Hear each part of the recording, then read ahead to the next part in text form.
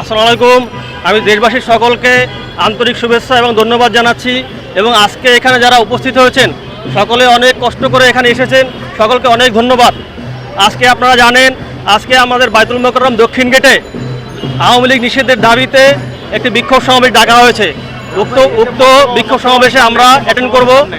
আপনারা জানেন এই আওয়ামী লীগ সরকার, এই ফ্যাসিস্ট সরকার, এই পতিত সরকার বিগত 3টা নির্বাচন অবৈধভাবে দিয়েছে এবং জনগণের ভোটাধিকার হরণ করেছে এবং 5ই আগস্টে জনগণের প্রতিরোধে তারা দেশ ছেড়ে পালিয়েছে। অথচ তাদের সাঙ্গপাঙ্গ, তাদের আন্ডা বাচ্চা এখানে রেখে গেছে। তারা বিভিন্ন জায়গায় বিভিন্ন ধরনের অপকর্ম চালাচ্ছে এবং এই সরকারের ভাবমূর্তি নষ্ট করতেছে। সুতরাং অন্তর্বর্তীকালীন সরকারকে আমি অনুরোধ করব এবং দাবি জানাবো, আপনারা অচিরে এই আওয়ামী লীগকে নিষিদ্ধ করার ব্যবস্থা নেন এবং আওয়ামী লীগ যাতে আগামী নির্বাচনে না আসতে পারে সেজন্য নির্বাচন কমিশনকে জোর দাবি জানাবো এবং তাদেরকে নিষিদ্ধ করতেই হবে। আওয়ামী লীগের বিচার করতে হবে।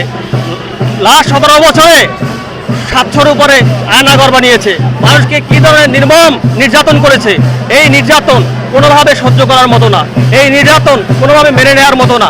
সুতরাং এই আওয়ামী লীগ আবার বাংলাদেশের রাজনীতি করবে, এটা আমরা কোনোভাবে মেনে নিব না।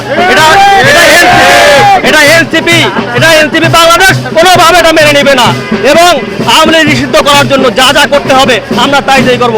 আমাদের আন্দোলন শুরু হলো মাত্র। আপনারা ইন্টারিম সরকার যারা আছেন, আপনারা যদি পদক্ষেপ না নেন আমরা আপনাদের বাধ্য করব। আপনারা যদি পদক্ষেপ না নেন আপনাদের গদি থেকে টেনে আমরা নামাবো। আপনারা এই আওয়ামী লীগকে নিষিদ্ধ করতে হবে, নিষিদ্ধ না করা ছাড়া কোনো উপায় নেই। আগামী নির্বাচনে কোনোভাবে আওয়ামী লীগকে নির্বাচন করতে দেওয়া যাবে না। আমাদের বড় দল যারা বাংলাদেশে আছেন, যারা মনে করতেছেন আওয়ামী লীগকে বিভিন্নভাবে ছলে বলে কৌশলে নিজেকে পুনর্বাসন করবেন, এটা কোনোভাবে বাংলাদেশের জনগণ মেনে নেবে না। এলাকায় পাড়ায় প্রতিরোধ গড়ে তোলা হবে, তাদেরকে ঠ্যাং ভেঙে দেওয়া হবে। আওয়ামী লীগের কোনো রাজনীতি বাংলাদেশের জনগণ সহ্য করবে না। আওয়ামী লীগকে আমরা কোনোভাবে মেনে নিব না। এই বাংলার জনগণ আওয়ামী লীগকে কোনোভাবে তারা আর রাজনীতি দেখতে চায় না, কারণ তারা যে কার্যক্রম করেছে, শত হাজার কোটি টাকা পাচার করেছে, এদেশ থেকে শত হাজার কোটি টাকা পাচার করেছে, বাংলাদেশ ব্যাংক খালি করে দিয়েছে, রিজার্ভ খালি করে দিয়েছে। সুতরাং আপনাদের পুনরায় রাজনীতি শেষ করার পুনরায় রাজনীতি করার মতো কোনো অধিকার নেই। আমরা অন্তর্বর্তীকালীন সরকারকে বলবো, অতি অচিরেই আপনারা আওয়ামী লীগকে নিষিদ্ধ করার উদ্যোগ নেন। বাংলাদেশের সকল নাগরিককে বলবো, আপনারা এনসিপিকে পরবর্তী নির্বাচনে ভোট দিয়ে জয়যুক্ত করবেন, এটা আপনাদের উপরে জোর দাবি। আপনারা আওয়ামী লীগ দেখেছেন, বিএনপি দেখেছেন, জামাত দেখেছেন, এবার আমাদেরকে সুযোগ দিয়ে দেখেন আমরা কি করতে পারি।